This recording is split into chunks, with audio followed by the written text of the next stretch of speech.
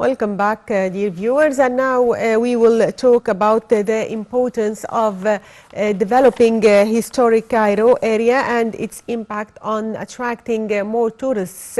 And to shed more light on this issue, I'm joined over the phone by Dr. Yehia Abdel, Qader tourism expert. Good morning. Good morning, Sina. So, Dr. Yehia, can you shed more light on the projects that are currently underway to develop historical areas of Cairo, as President Fattah al-Sisi has directed experts to develop these important areas? Well, really, you are so fortunate because Excellency President Fattah al-Sisi met this week with the Heritage Conservation Committee, and recommended that, they have to continue the work that's been really doing for the past 5 years. Look at the number of the museums we have in Sharm el-Sheikh and Qader, the Al-Fustat Civilization Museum, so all over Egypt, and we expect shortly, inshallah, the Greco-Roman Museum in Alexandria will be opening its gate. So the committee recommended the president that the historic Cairo, to be renovated, and they were talking, notably about Salah ad-Din Fort, in downtown Cairo, old Cairo, to be renovated, and conserve it, because, relics and the heritage need to be maintained, and restored from time to time.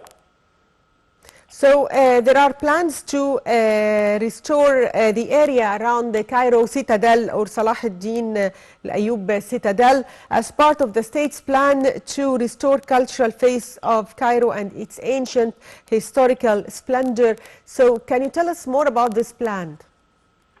Well, look, really, about the conservation heritage project that has been carried out, shortly we had the opening of Al-Fustat Mosque, Amr Mil'ad, as well as we had Al-Hakim Amrillah, and this has been done internationally with the Bahara Foundation or the Egyptian government. Prior to that, we had Al-Azhar Park with the Aga Khan Foundation as well. So, this whole complex, that stretches over 20 square kilometers all the way from Fustat, combining the old capitals of Qatar, Al-Askar, and then the period, that was ruled by the Ibn Tulun, Akhshid, Ayyubi, and Fatimiyad, and then the Mamluks, and then, the Ottoman period, and then the Muhammad Ali dynasty, and then currently.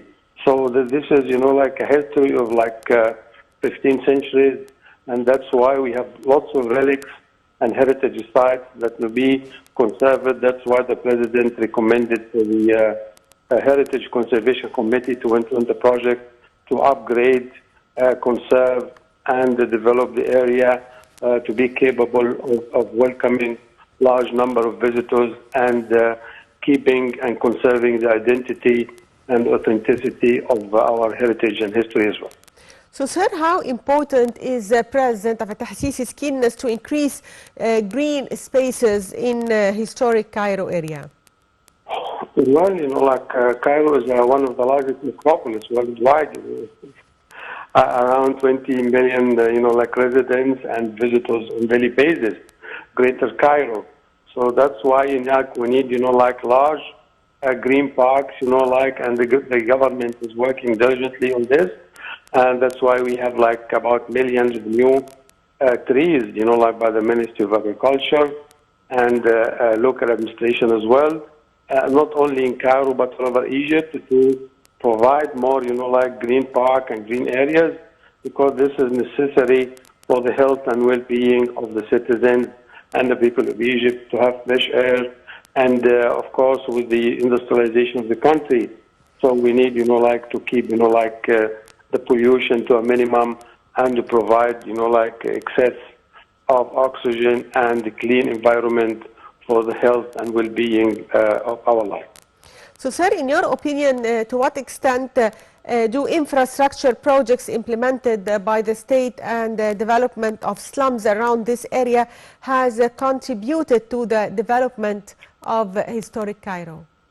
Well, Cairo now is, and most of Egyptian governorates are looked upon, internationally as the role models, because the project that has been carried out, since for the past 8 years. And for example, the excess use of gas, in transportation, so that reduced pollution, to a great extent. And then, the development and introducing again of car powered by electricity.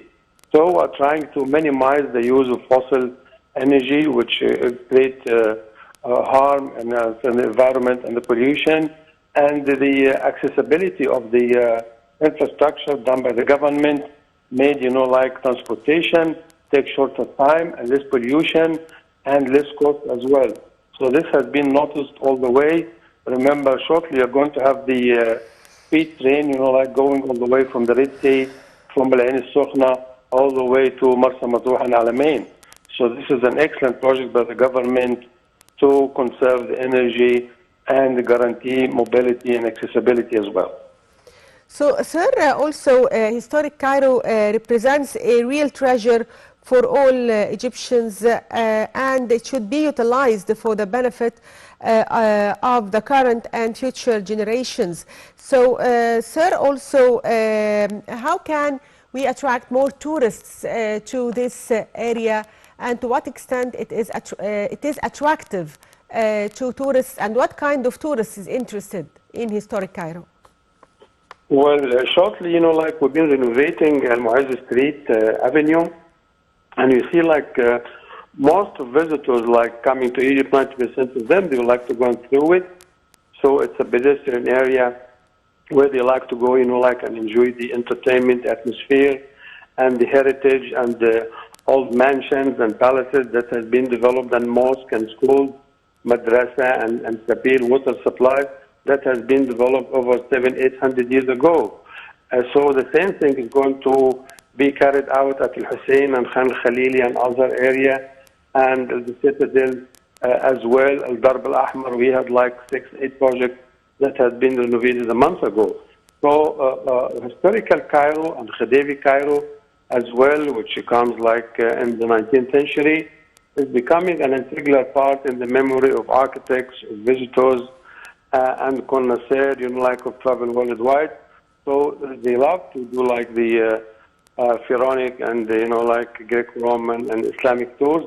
But of course, Cairo is very attractive. Long time ago, by historians and by current travelers and influencers and YouTubers, they take pictures and they send it to their friends worldwide. Also, sir, to what extent the development of this area will help in developing the Holy Family path in Egypt and enhance religious tourism? We've been really working on these projects for about 2 decades now. There is 25 stops in the train of the Holy Family to Egypt from Palestine all the way to Asyut. And a large number of it, nearly 90% complete now. And I know from my friends, tour guides, that we have, tours coming from all over the world, from Latin America, from Indonesia, from India, all denominations, Protestant, Catholics, they like to come and follow the steps of the Holy Family. And in Mataraya, I've been there, and really it is really upgraded and excellent. And in Maadi as well, and Wadi Natron. So, now it's a great process, and we are doing great projects in St. Catherine as well. We are doing residential area, we're doing accessibility, and we're providing, excellent services for visitors. And the Tata airport is in business now back, on track.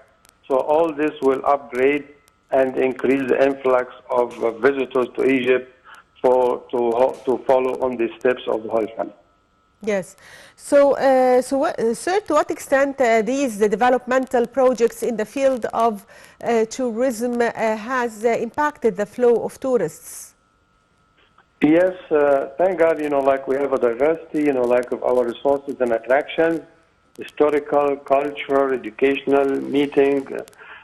We held now on a weekly basis international conferences in Egypt. We organize championships, like for a variety of, athletics and sports.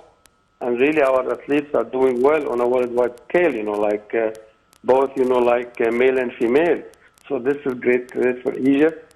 And we are having now the beach resorts, for example, we have direct flights from Spain, from Italy, from Germany, going to Marsa Alam, to Sharm el-Sheikh, to Qader, to Al Alamein, and up to Abu Simbel as well. Yes. So really we have a good season this year. We anticipate to score over 15 million, inshallah. Yes, finally, I'd like to thank you, Dr. Yehia Abdel Qader, tourism expert. Thank you, sir, for being with us, and give viewers a short break, and we'll be back.